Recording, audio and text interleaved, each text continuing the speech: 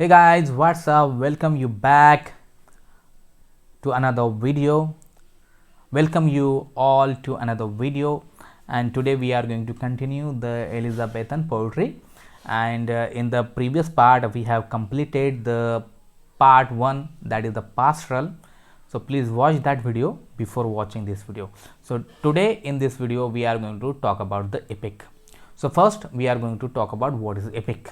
So epic is Mahakavya in Marathi. So what is epic actually? The word epic is derived from the ancient Greek adjective epikos, which means a poetic story. In literature, an epic is a long narrative poem which is usually related to heroic deeds of a person of an unusual courage and unparalleled bravery. In order to depict his bravery and courage, the epic uses grandiose style. The hero is usually the representative of the values of a certain culture, race, nation, or a religious group on whose victory or failure the destiny of the whole nation or group depends. Therefore, certain supernatural forces, deus ex machina, help the hero who comes out victor at the end. An epic usually starts with an invocation to muse, but then picks up the threads of the story from the middle and moves on to the end. So I hope guys you understood the meaning of epic. What is epic? So you can refer this. So what are the functions of epic? So as the epic poem is the earliest form of poetry, it is the earliest form of entertainment as well. Epics were written to commemorate the struggles and adventures of kings and warriors. The main function of epic poetry was to elevate the status of hero among the audiences, to inspire them to be ready to perform heroic actions. Epic obtained most of its themes from the its theme from the exploits performed by legendary characters and their illustrious ancestors. That is why these exploits became examples for others to follow and still lived in books. It is through epics models of ideal heroic behavior were supplied to common people. Moreover, epics also were collections of historical events not recorded in common history books. The reason that they are read today to be enjoyed and to be informed regarding the past. So let's start with the poets. So actually you understood what is the epics. So first poet is obviously Edmund Spenser. He was born in 1552 and he died in 1599, and he has written one epic, The Fairy Queen. Is an English epic poem by Edmund Spenser that was first published in 1590. So the epic was intended by Spenser. Actually in 1590 it was the first book, the first volume or first part of The Fairy Queen were published, okay, but he could only complete only 6 parts. This epic was intended by Spenser to write in 12 books or volumes, but he could not complete the 12 parts, and he could complete only 6 parts and one incomplete due to his unfortunate death. I have told you already in the first video that how he was died. The book is about the Arthur. It was the King Arthur. He was a legendary king of England, and we don't know about him because there is no historical evidence found. But people believed that Arthur was one of the best and brave king and very nice king, and he has the 12 knights who were very brave and they have done a lot of things for England. So the fairy queen of this epic actually refer to Queen Elizabeth, that is the Queen Georgia. It is named in the Edmund Spenser's poem. So let's start with another poet, that is the John Milton, and John Milton was born in 1608 and he was died in 1674. So Paradise Lost was published in 1667, and the second part, the sequel of Paradise Lost, that is the Paradise Again, it was published in 1671. So all these two epics were written by John Milton. First we are going to talk about the Paradise Lost, and Paradise Lost was written in 12 volumes of books. So Paradise Lost he has written when he became blind, written on the same tradition but non a different subject. Paradise Lost is an English epic by yet another blind poet of English origin. So when he was working in the Commonwealth government, so actually he started losing his eyesight, and when the restoration period starts, he completely became blind, and because of his blindness his life saved, because he was against the monarchy, he was in favor of democracy, but because of the restoration of the monarch, that is the king Charles II, he has to live a very poor life, but again he wrote such kind of a beautiful epic. So it was also known colloquially as the Protestant epic. In this epic, Milton argues about the Satan's fall from the heaven as well as Adam and Eve's fall from the Garden of Eden. Despite his blindness, Milton did not stop from explaining the ways of God to men. He has depicted Satan as a highly complex character who is at war with God. Despite his different subject, Milton has used several epic devices introduced by Homer, such as invocation to muse, extended similes, and grand style.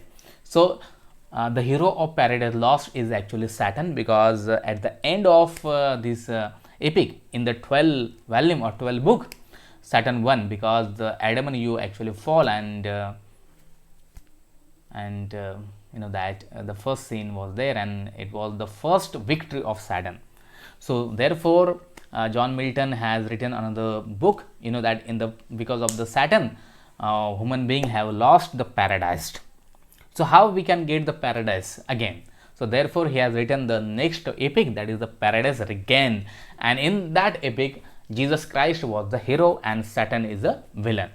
And in that epic also he has written in 12 books, and in that book he has given the entire life of Christ, and how the Christ won over the Satan, and how human being also won over the Satan.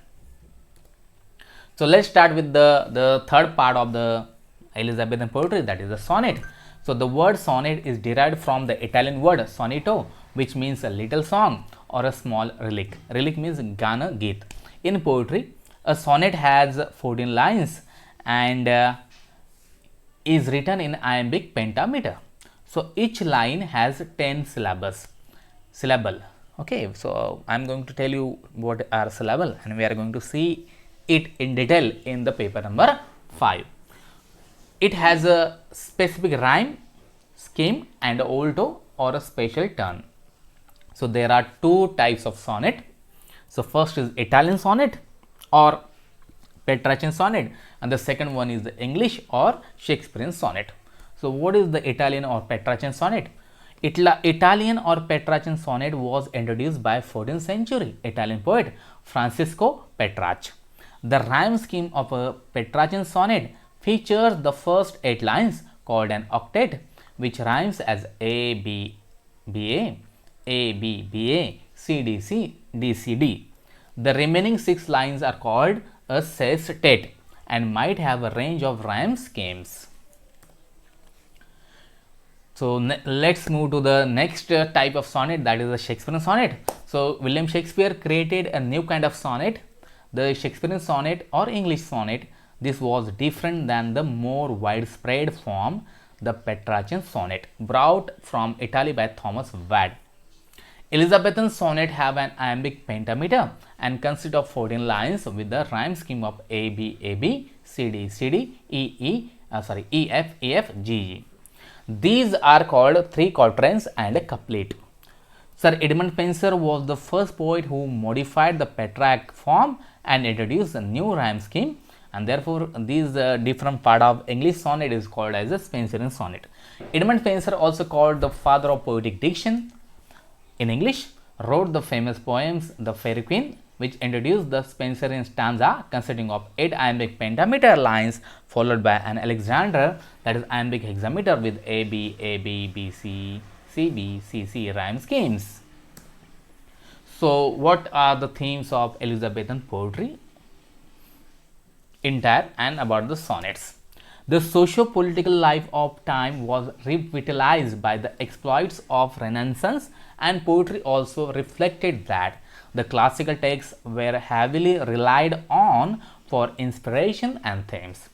Ideas of patriotism, nationalism, freedom, free speech, humanism dominated the literary space. In stark contrast to Chaucer's age, this age was embellished with the notions of grand romances, exorbitant metaphors, experimentation, and innovation. The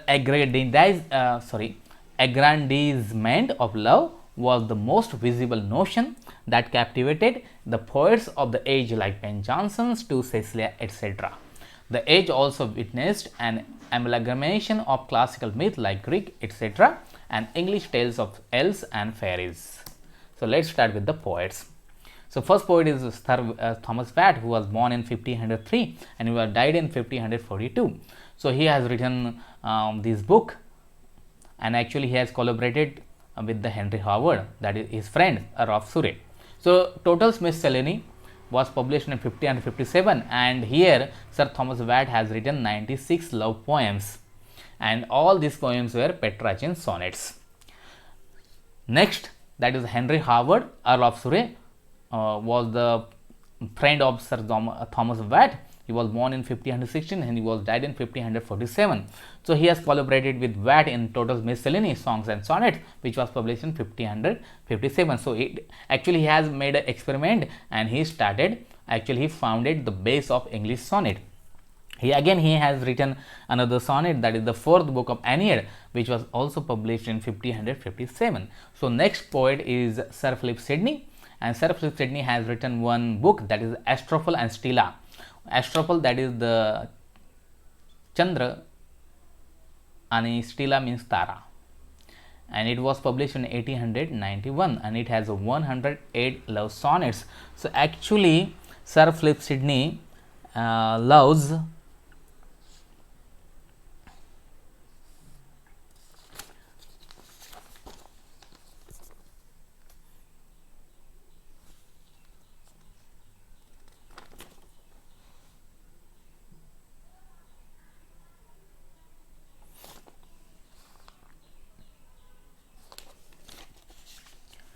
So actually Sir Philip Sidney loves Penelope Rich, who is a girl whom he want to marry, and therefore whatever he has written, his proposal, all the things he has written in this book. But actually Penelope has married with another man, and therefore Sir Philip Sidney's dream to marry him destroyed. Next poet is Edmund Spenser, who is a friend of Sir Philip Sidney, and he has written Amoroti in 1595, and it has 88 sonnets, and it deals with a different kind of subjects, but it is especially love. Next poet is William Shakespeare, and William Shakespeare has written one book, that is the Shakespearean Sonnet, and it has 154 sonnets, and he has wrote those sonnets about the fairy youth and the dark lady. We don't know about that dark lady yet, but we have two sonnets from this book, and we are going to see it in detail. So next poet is John Donne. John Donne was born in 1572 and he was died in 1631. So I have told you that John Donne was the founder of metaphysical poetry. So his Songs and Sonnets, which was published in 1633 after 2 years of his death, and Holy Sonnets, which also published in same day and same year. So Songs and Sonnet deals with the passionate love, that is a metaphysical poetry, and Holy Sonnet is also passionate religious poets. So Holy Sonnets about the religious poet, and Songs and Sonnets about the passionate love poet. So next poet was John Milton, and he has also written 2 sonnets, or more sonnets, but here I have mentioned only 2 sonnets. One is on his blindness. It is about his own blindness, because he was blind, and he has given us one biblical story here. So I don't have enough time to tell you about the story of this sonnet, but this is a very good sonnet. So when you meet face to face, definitely I am going to tell you the story of this sonnet. And the next one was On the Lake, and these sonnets were Petrarchan sonnets. So hey guys, I hope that you understood this lecture also. If you don't understood it, please comment and directly WhatsApp me. I am there always to answer to your queries and your problems. So thank you for watching.